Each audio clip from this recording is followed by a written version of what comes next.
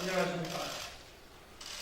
언론의 자유라는 것이 대한민국 자유민주주의 헌법의 핵심 가치이기 때문에 제가 그동안 몇 차례 언론중재법에 대해서 입장을 밝혔습니다만 국회 소통관에 와서 직접 제 입장을 밝히기로 했습니다. 시작하겠습니다. 국민 여러분, 500여 년 전 이탈리아 정치 사상가 마키아벨리는 지도자가 백성의 미움을 사면 어떤 견고한 성도 그를 지켜주지 못한다고 말했습니다. 지금 집권층이 언론중재법을 10번 개정해도 국민의 미움을 사면 스스로를 지킬 수 없습니다. 1987년 민주화 이후 언론의 자유를 제한하는 그 어떠한 시도도 없었습니다. 그런데 이른바 민주화 운동을 했다는 이 정권이 백주대낮에 이런 사악한 시도를 하는 이유가 무엇입니까? 동서고금 모든 권력자는 때어있는 언론의 편대를 두려워했습니다. 워터게이트 사건, 박종철 사건, 국정농단 사건, 조국 사건, 울산시장 부정선거 사건, 드루킹 사건, 월성 원전 사건 등 역사의 물줄기를 바꾸는 사건들은 모두 작은 의혹에서 시작됐습니다. 언론중재법 개정안은 언론의 재갈을 물리는 언론재갈법입니다.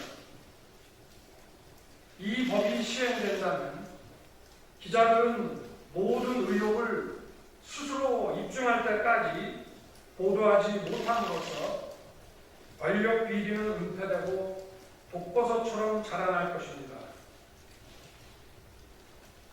국민 여러분, 이 정권이 무리하고 급하게 이 언론재갈법을 통과시키려는 진짜 목적은 정권 말기 권력 비판 보도를 틀어막아 집권 연장을 꾀하려는 데 있습니다. 국민을 위한 것처럼 포장해서 검찰의 직접 수사를 축소시키자 정권 비리 수사가 급속도로 줄어들었습니다. 정권 말에 비리가 없어진 것이 아니라 비리 수사가 사라진 것입니다. 이 언론재갈법도 똑같습니다. 권력 비리를 들춰낸 언론사가 징벌적 손해배상으로 수십억 원을 토해내는 위험을 감수해야 하는 마당에 언론사와 기자의 취재가 위축될 것은 불보듯 뻔합니다. 반복적 허위 보도라는 주장이 제기되면 고의 중과실이 추정됩니다. 언론사가 법적 책임을 벗어나기 위해서는 제보자가 노출되어야 합니다. 그렇다면 권력자의 은밀한 비리 제보를 누가 무서워서 하겠습니까? 권력자나 사회 유력 인사가 마음에 들지 않는 기사를 사전에 차단할 길까지 열렸습니다. 군사정부 시절의 정보부 보안사의 사전 검열이나 마찬가지입니다.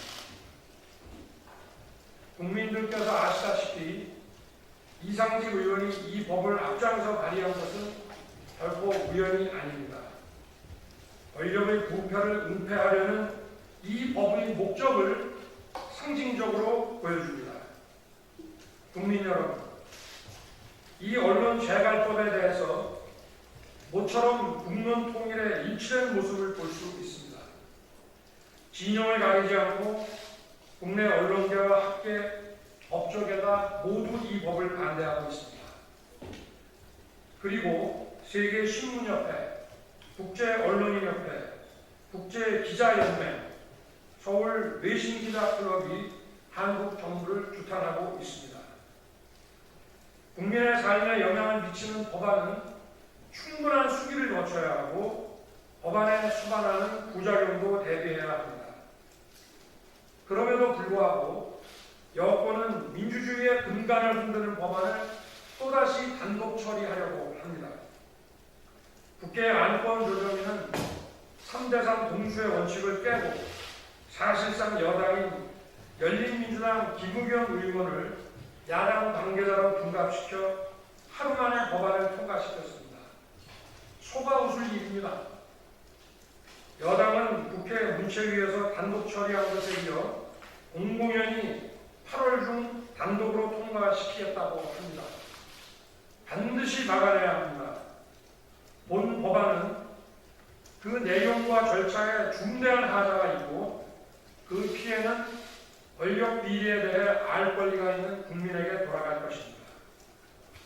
국민 여러분, 문재인 대통령은 최근 기자협회 창립 47주년 기념 메시지에서 언론의 자유는 민주주의의 기둥이다. 누구도 언론의 자유를 흔들어서는 안 된다고 말했습니다. 그런데 그 이틀 후 집권당은 언론의 자유를 옥죄는 이 법안을 일방적으로 통과시키고자 합니다. 저는 국민을 대신해서 대통령께 묻습니다. 대통령의 진심은 무엇입니까? 언론의 자유입니까? 아니면 부패, 은폐의 자유입니까? 대통령께서는 진정 이 나라의 민주주의를 위한다면 언론중재법 개정안의 추진을 당장 중단시키시기 바랍니다. 대통령이 중단시키지 않는다면 자유민주주의를 사랑하고 지키려는 우리 국민 모두가 이 법안을 강력히 저지할 것이라고 확신합니다.